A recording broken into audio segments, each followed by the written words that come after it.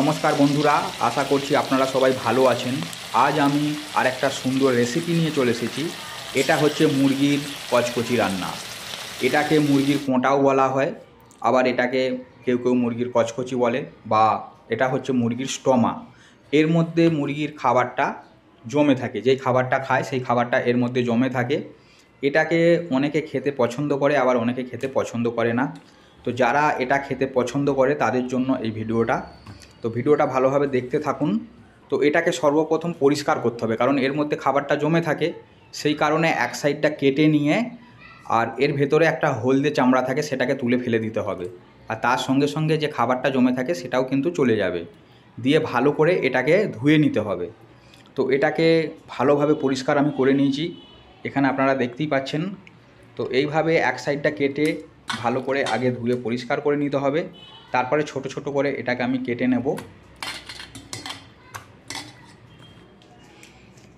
তো খুব সুন্দরভাবে এখানে আমি ধুয়ে পরিষ্কার করে নিয়েছি।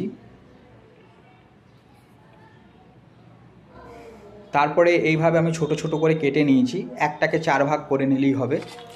তো এইভাবে ছোট ছোট করে টুকরো করে নিয়েছি, আর ছোট ছোট করে টুকরো করে আমি আবারও একবার ভালো করে ধুয়ে নিলাম। তো এতে করে ভালোভাবে পরিষ্কার হয়ে যাবে, আর এটাকে ভালো করে পরিষ্কার করা ভীষণ দরকার।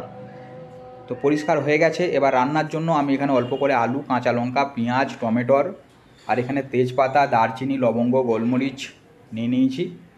আর তার সঙ্গে সঙ্গে এখানে মাংসটাও আছে।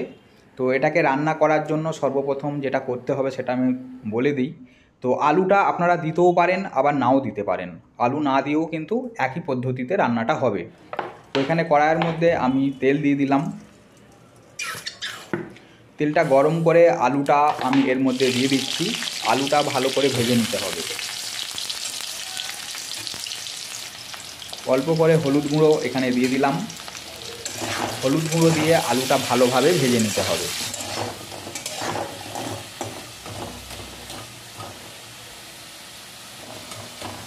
আলুটা এখানে আমার ভাজা হয়ে গেছে। তো আলুটা আমি এখান থেকে তুলে নিচ্ছি। তারপরে তেলের মধ্যে আমি দিয়ে দিলাম 2টো তেজপাতা, অল্প করে গোটা জিরে। জিরেটা হালকা ভাজা হয়ে গেলে এর মধ্যে দিয়ে দিতে হবে পেঁয়াজ কুচি। তো এখানে আমি 2টো পেঁয়াজ নিয়েছিলাম। তো পেঁয়াজটা আপনারা পরিমাণ মতো এখানে দিয়ে দেবেন।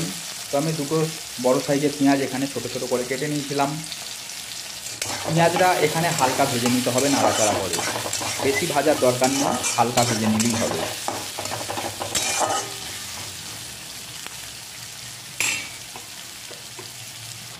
এবার এর মধ্যে আমি দারচিনি, লবঙ্গ, গোলমরিচ এগুলো দিয়ে দিলাম।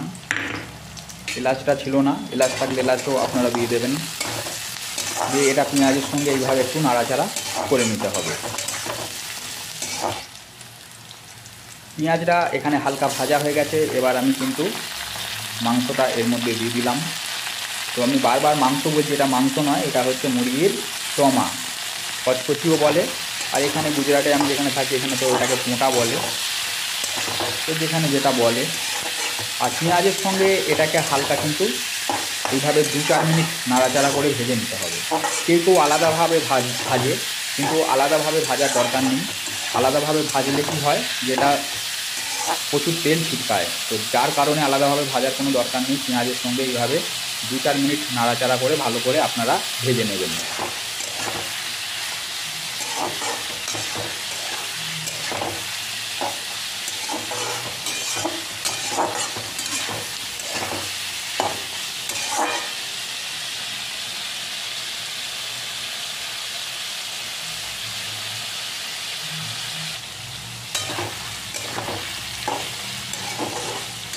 এইভাবে খানিকক্ষণ ভাজার পর এ থেকে একটা তেল বেরিয়ে আসে। তো এটা ভাজা হয়ে গেছে। এবার আমি এর মধ্যে দিয়ে দিলাম আদা রসুন বাটা। আদা রসুনটা দিয়ে মিনিট খানেক এইভাবে নাড়াচাড়া করে নিতে হবে। আদা রসুনের গন্ধটা চলে যাবে তাহলে।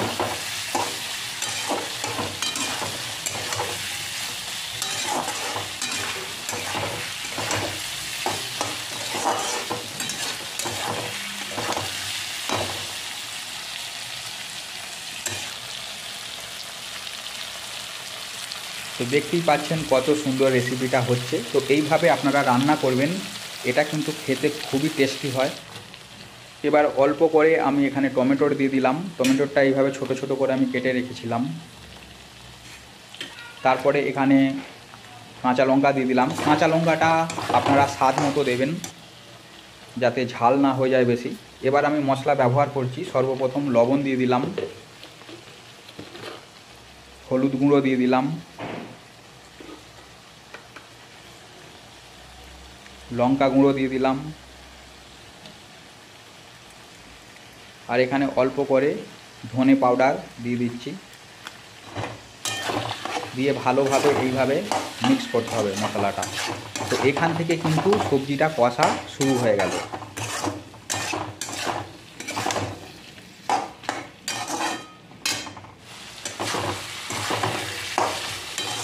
যদি মনে হয় কড়াতে বসে যাচ্ছে তো অল্প করে জল দিয়ে দেবেন, যাতে পুড়ে না যায় বা কড়াতে বসে না যায় সেটা লক্ষ্য রাখতে হবে। গ্যাসটা এখানে মিডিয়াম রাখবেন।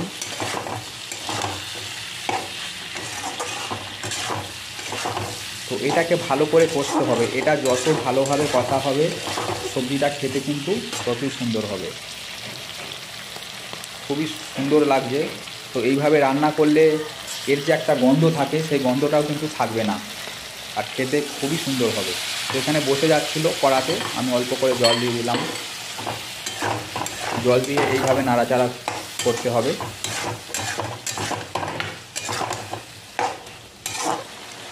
এবার আমি যেই আলুটা ভেজে রেখেছিলাম, আলুটা আমি এর মধ্যে দিয়ে দিচ্ছি। তো অল্প এখানে আমি আলু দিলাম, আলুটা আপনারা নাও দিতে পারেন। তো এইভাবে একসঙ্গে নাড়াচাড়া করে কষে যেতে হবে।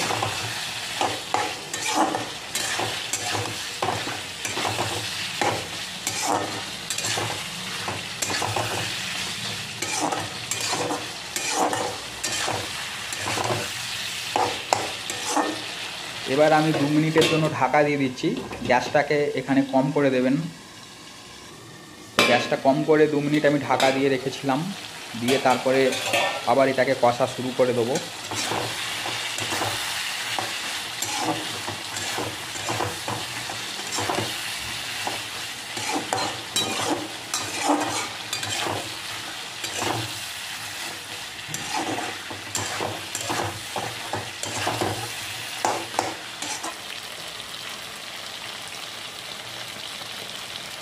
তো দেখতেই পাচ্ছেন কত সুন্দর রেসিপিটা হচ্ছে, আর খুব ভালোভাবে কিন্তু এটা কষা হয়েছে। এটাকে কিন্তু ভালোভাবে এইভাবে কষে নিতে হবে।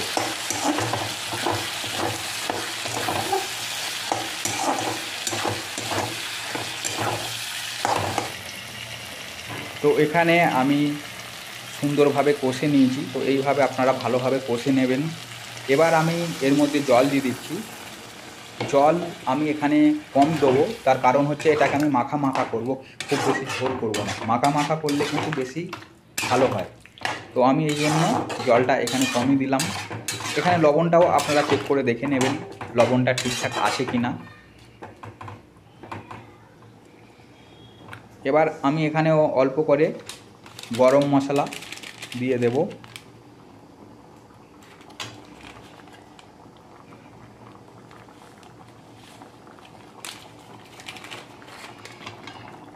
এটাকে ভালো করে মিক্স করে দিতে হবে সবজির সঙ্গে।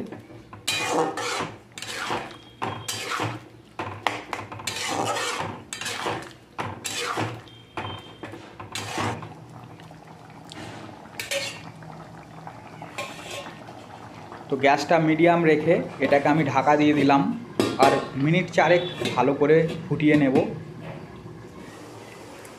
তো এখানে 4-5 মিনিট হয়ে গেছে, আর সবজিটা কিন্তু এখানে আমার কমপ্লিট হয়ে গেছে। তো এইভাবে আপনারা বাড়িতে বানিয়ে দেখুন মুরগির কচকচি রান্না বা স্টোমা রান্না। তো রেসিপিটা আপনাদের কেমন লাগলো কমেন্টে অবশ্যই জানাবেন, আর ভিডিওটা বেশি বেশি করে শেয়ার করবেন। চ্যানেলে প্রথমবার এলে চ্যানেলটা সাবস্ক্রাইব করবেন। দেখা হবে আবার পরের ভিডিওতে।